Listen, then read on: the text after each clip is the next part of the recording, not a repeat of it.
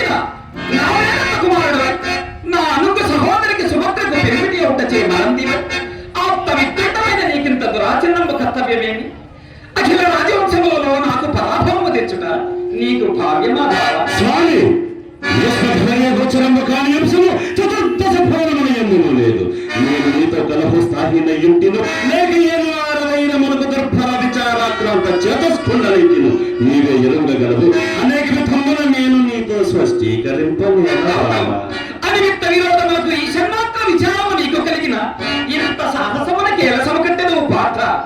ఆ బాల్య ప్రవర్తమాన స్నేహితులకు మన గిరువులకు పగగలుగుట ఈ భువనములెల్లా అత్యంత ఆశ్చర్యమనందుచున్నది. ఈ హృదయ స్థితాభిప్రాయం ఇదిగో ఈ లోక విరుద్ధ కార్యములే చెప్పుచున్నది. సాక్షికి బలరామ ప్రభుకు నివాత కవచకాలకేది దానవ వీర విజయుండవకు నీ ప్రతిథి ప్రతాపాలమై ఉన్నా బావా. మేమెంత తేజో విహీనులమైన నీ బావమరదలము కాకపోను సుమా.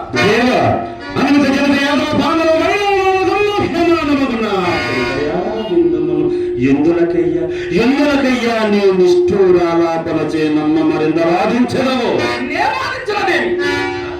అది ఎల్ల నీ స్వయంకృత అపరాధమే కాదు మరి ఉండు కాదు. నా చేతమైనంత వరకు సుభద్ర అక్రూరులతో రాయబార పంపి సత్యమని అడిగినను నువ్వు ఇయ్యకొనక తుదకింత తెచ్చితివి. ఇప్పుడు నేను స్వయముగా బతిమలాడుచున్నాను కదా. నెయ్యమన మాని కయ్యమనకి కొన చూచుతుంటివి.